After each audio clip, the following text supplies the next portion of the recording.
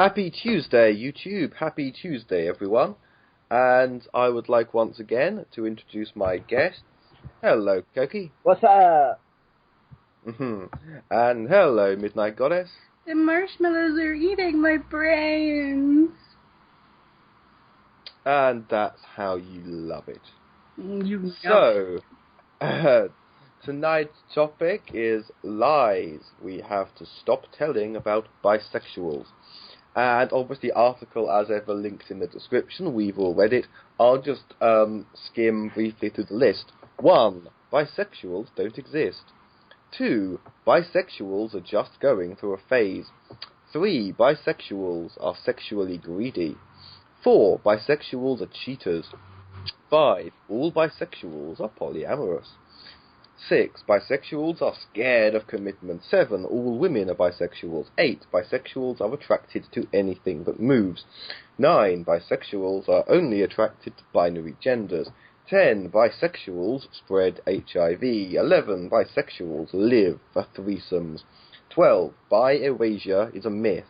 13. Bisexuals are a small community.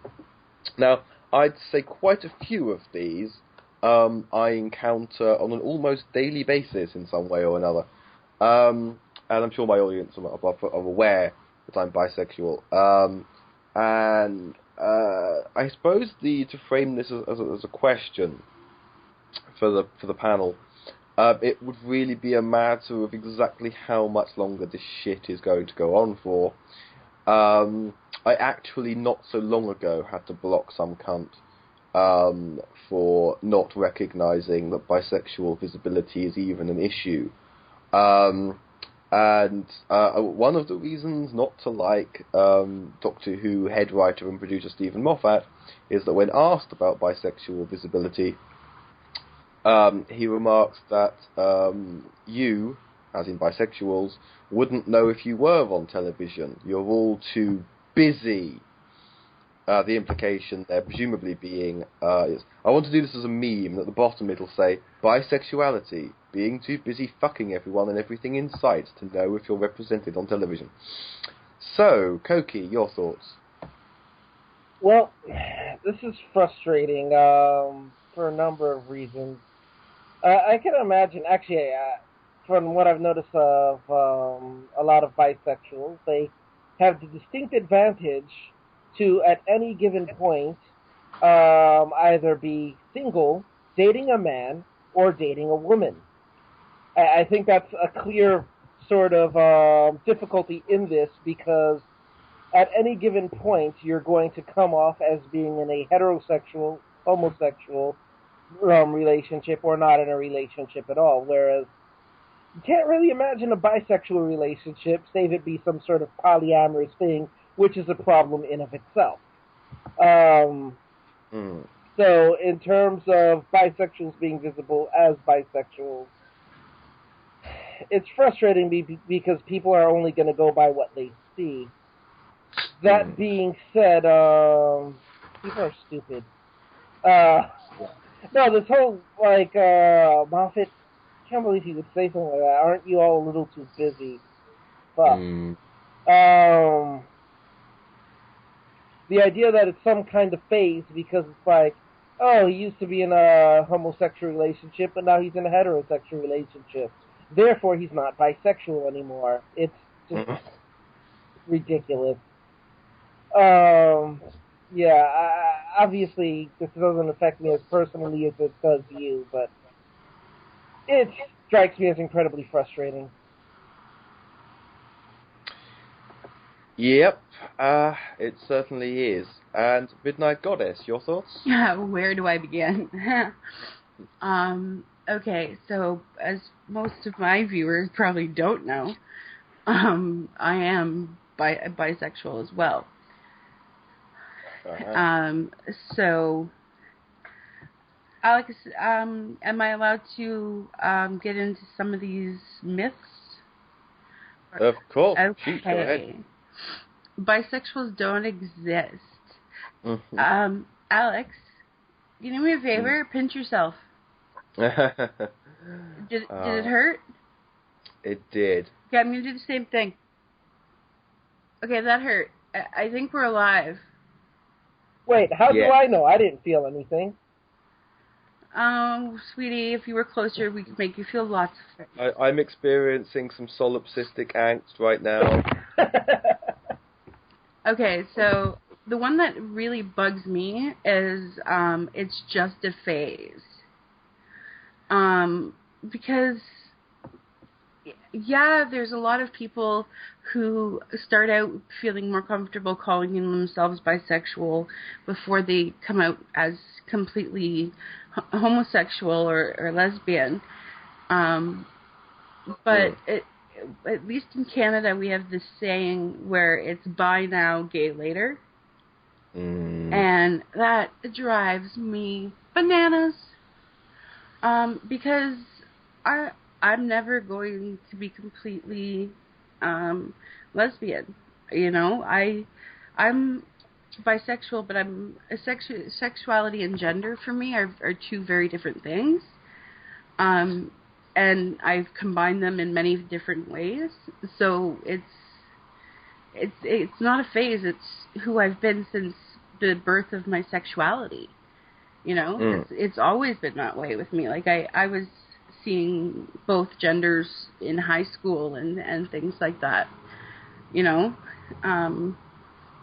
the big one for me, a lot of them are bothering me, but one of the big ones for me is the bisexual spread HIV.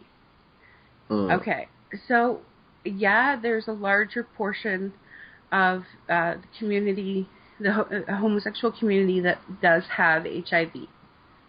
However, statistically,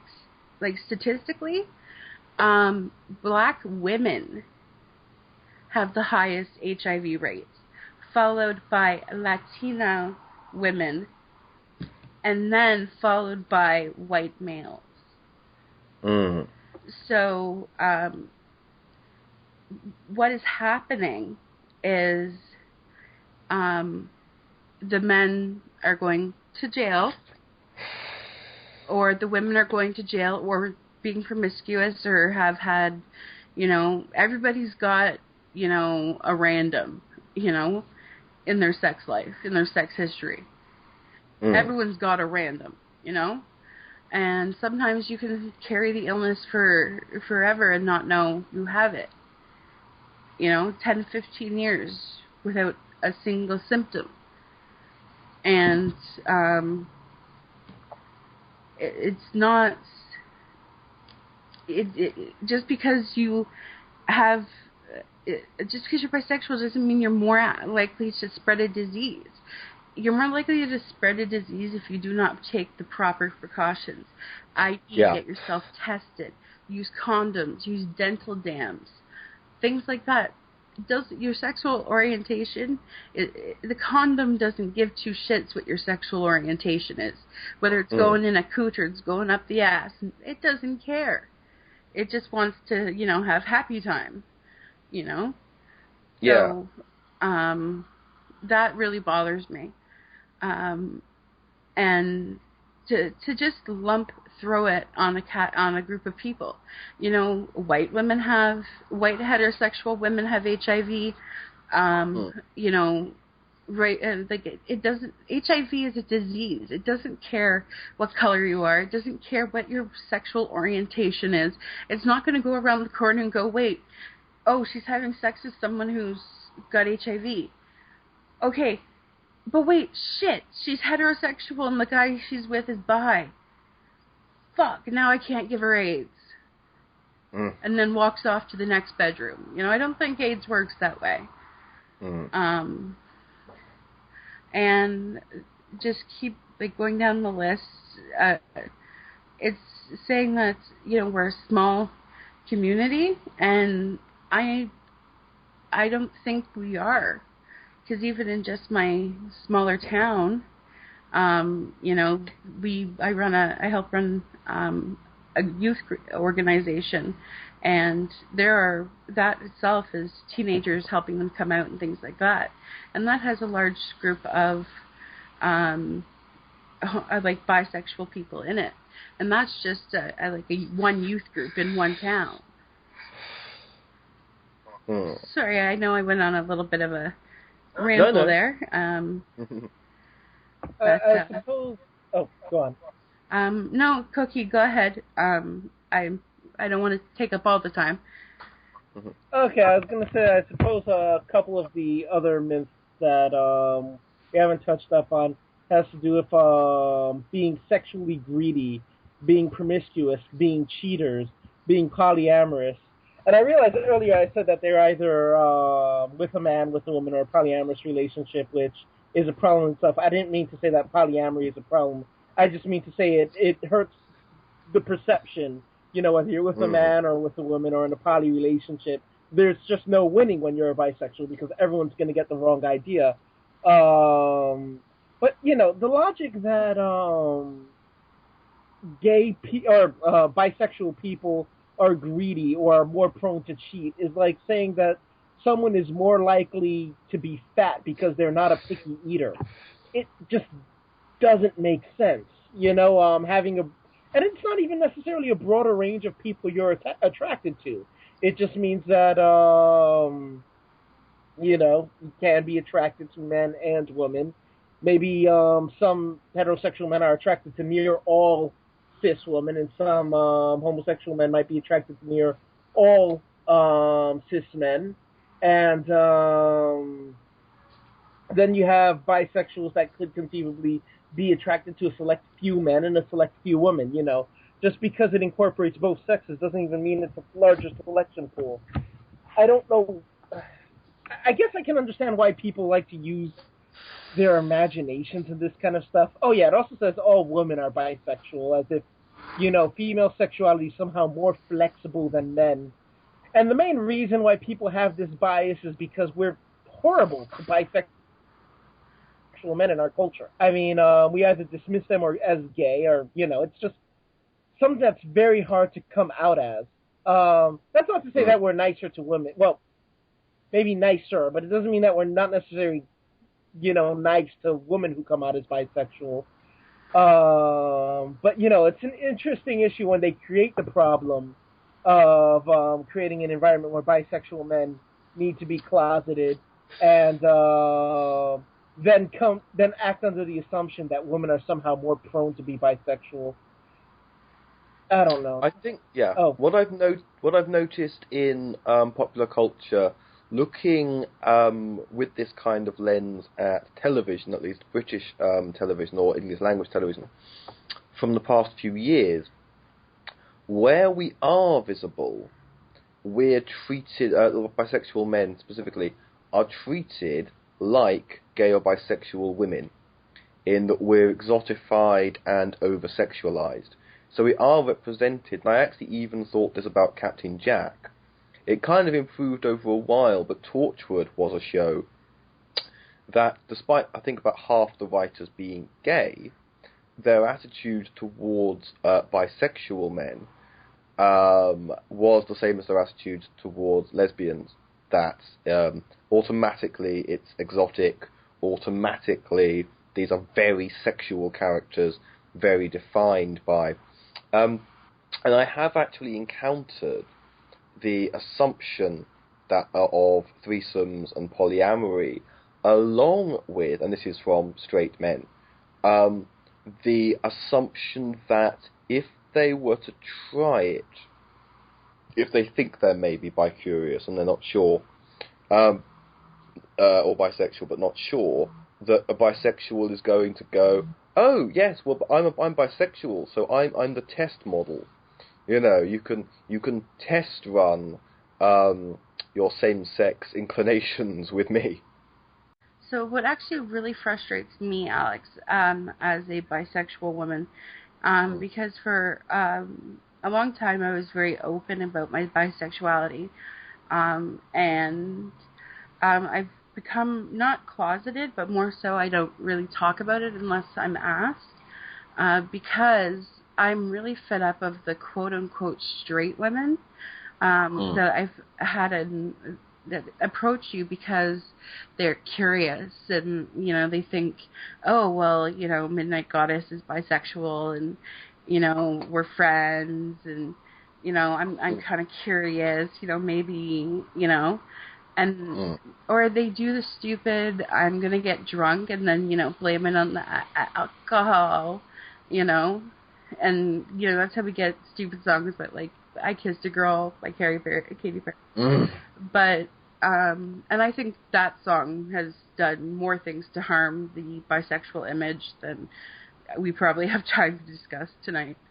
But it's really kind of sad because not only are they saying, okay, so Midnight Goddess, bisexual, promiscuous. So I can go to her because I'm curious, and she'll do it because she's promiscuous. And so they're assuming that, and then they're using, you know, an intoxicant to blame their actions, so the next day they don't have to. Especially because that's something I refuse to do. I won't be the, you know, teacher of the curious straight girl. It's just not something it's something a long time ago I decided I wouldn't do. So, you know, the next day when they're remembering that they got turned down, they can say, oh, it was just the alcohol, or oh, it was just this or that. But they're automatically assuming, like, even if I'm in a relationship, they still assume that you'll do it because you're bi. You must be, you know, all these things. You must want multiple sex partners. You must want this and that. Like, how can you really love? You're bisexual. You can't decide who you love. So it's actually like that's probably the most infuriating part of being bisexual, at least for me. Is those types of women. Yeah. So we've both, me as a bisexual man, you as a bisexual woman, we've each experienced the term I used, I think, was test run model. And for the audience's benefit, we are now joined by Schizophrenic Queen. Hello, Queenie. Heyo. Hello. Do you have any idea what we're talking about? Bisexuality. Yes. Tell us exactly how awesome you think us bisexuals are. Well, I think you're all very sexy people for starters, and to go on top of that, as far as I'm aware, all of the bisexuals I know also have really epic personalities. So it's like you get everything you could conceivably want in a sexy, sexy package. So kind of like you. Aw. Well, I don't even know what I am. I can't even. Because, like, I'm currently, like, going through the thing, like, I'm not sure I feel like a woman sort of thing, but I don't know if that's just me being hyperbolic or if I should try for a penis or but I also think of it in terms of the sort of the understood social norms and the sort of gender stereotypes, I think, play a lot into my perceptions on it, because if I were to be a man, I would be the most effeminate man I would ever know. But at the same time, I realize that that's a lot of social conditioning, that a lot of that's inaccurate. It's not, I don't even know how to, but as far as attraction goes, I tend to be romantically attracted to both men and women. Whether or not I pursue anything like physical with that is like up for debate.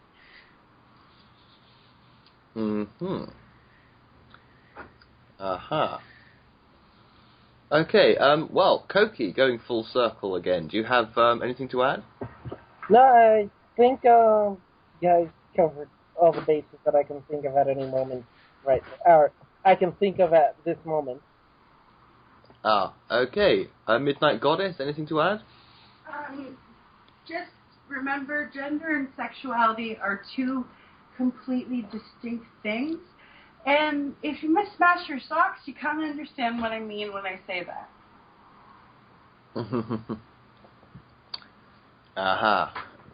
But, yes.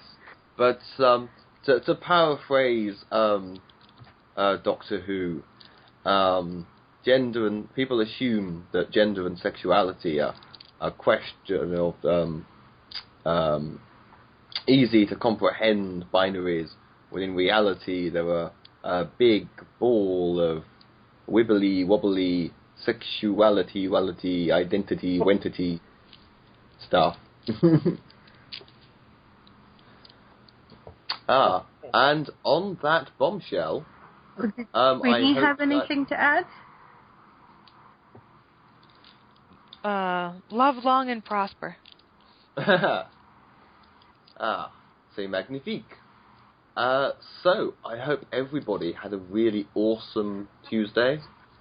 And obviously, Tuesday will come around again so quickly, as they do as we get older.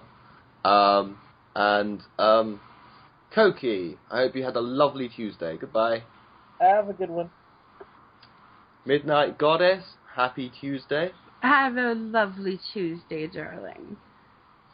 And Schizophrenic Queen, you were only here briefly, but obviously there'll be many future Tuesdays in which to enjoy indulging on your radiant presence. Aw, thank you. Okay. And it's good night from me, Internet. It's good night from me, everyone.